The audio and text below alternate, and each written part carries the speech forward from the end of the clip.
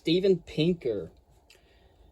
The 20th century was the era of psychological man. This conception of who we are, he suggests, is the latest in a historical series that began with political man in the classical times of ancient antiquity, giving way to religious man in the Middle Ages, and then to the economic man in the Enlightenment period. But now, rather than understanding ourselves in terms of our place in the social order, our relationship with a deity, or our rational pursuit of self interest, we looked to Freud's theory of psychoanalysis and its conception of a complex psyche, balancing its instinctual origins with the demands of civilization. Psychological human, as we might call it, is nothing but noting that we increasingly understand ourselves in terms of the inner workings of our minds, their origin in the natural world, and their interplay with the contents of culture and civilization. Today, political ideology, religious sentiment, and economic behavior, the three spheres of life that defined the earlier stages of our self-concept, are being studied in the psychology laboratory as manifestations of human nature.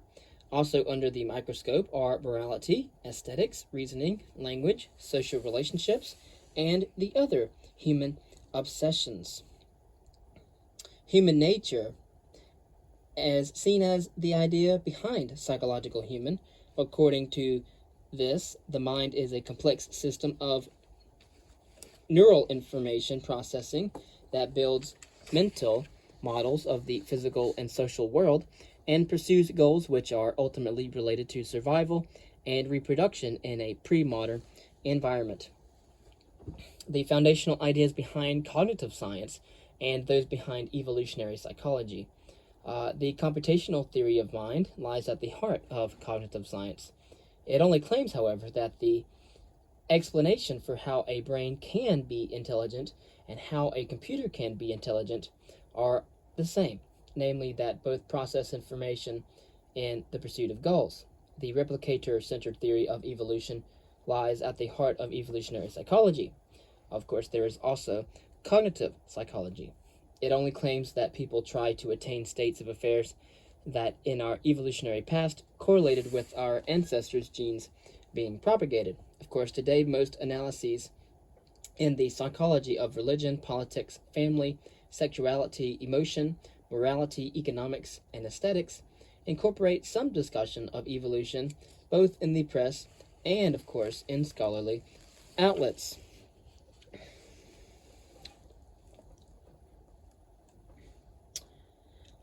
And basically, he thinks that the meaning of adaptation is in the biologist sense, simply a trait that increases the number of surviving offspring in an organism's ancestral lineage.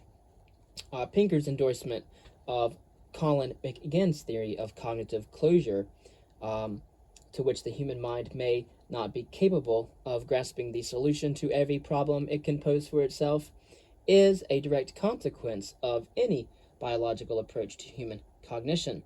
The feeling of mystery is itself a psychological phenomenon, which reveals something important about the workings of the human mind. The mind grasps complex phenomena in terms of rule-governed interactions among simpler elements, and thus is frustrated when it runs across problems such as sentience and other perennial puzzles in philosophy. Much has happened, however, in the cognitive, biological, and social sciences. Individual variability in cognition, emotion, and personality may have arisen from two very different evolutionary processes: mutation, selection, balance, and, in the case of intelligence and severe psychological disorders, as well as frequency-dependent selection in the case of variation in personality and character, especially in regard to how people deal with the dilemmas. Evo-Devo, or the study of how evolutionary change is implemented in the embryonic development of organisms, as well as epigenetics and neural plasticity. So, Pinker thinks that we should be curious about phenomena in our lives that are easy to take for granted He thinks that we should rethink dogma and conventional wisdom and be awakened to a world of ideas and scholarship, as well as science that is larger than our individual everyday concerns. The linguist Noam Chomsky once suggested that our ignorance can be divided into problems and mysteries. When we face a problem, we may not know its solution, but we have insight, increasing knowledge, and an inkling of what we are looking for. When we face a mystery, we can only stare in wonder and bewilderment, not knowing what an explanation would even look like.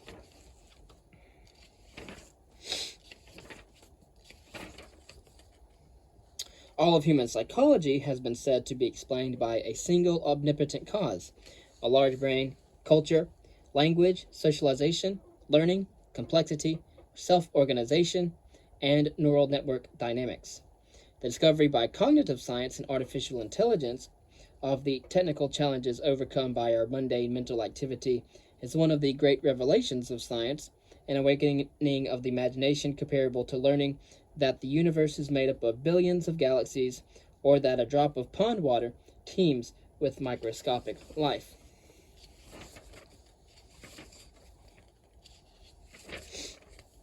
An intelligent being, however, cannot treat every object it sees as a unique entity unlike anything else in the universe. It has to put objects in categories so that it may apply its knowledge about similar objects encountered in the past to the object and the present.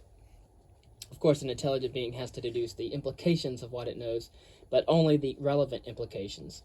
This requirement is a deep problem for epistemology, which has escaped the notice of generations of philosophers who were left complacent by the illusory effortlessness of their own common sense.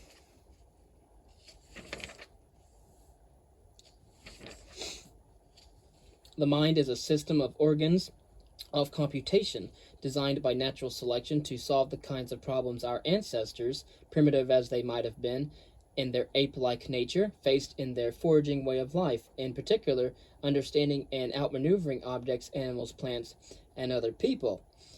Psychology is engineering in reverse. In forward engineering, one designs a machine to do something. In reverse engineering, one figures out what a machine was designed to do. So in a sense, reverse engineering is figuring out what all the parts are for and how they combine to make the device work. Historically speaking, in the 17th century, William Harvey discovered that veins had valves and deduced that the valves must be there to make the blood circulate. Since when we have understood the body as a wonderfully complex machine, an assembly of struts, ties, springs, pulleys, levers, joints, hinges, sockets, tanks, pipes, valves, sheaths, pumps, exchangers, and filters, etc. In the last half of the 20th century, as we have explored the nanotechnology of the cell and of the molecules of life. And from Charles Darwin, of course, he showed how organs of extreme perfection and complication, which justly excite our admiration, arise not from a divinity or its foresight, but from the evolution of replicators over immense spans of deep time. Darwin insisted that his theory explained the complexity of an animal mind. Psychology will be based on a new foundation, he famously predicted at the end of his work, The Origins of Species.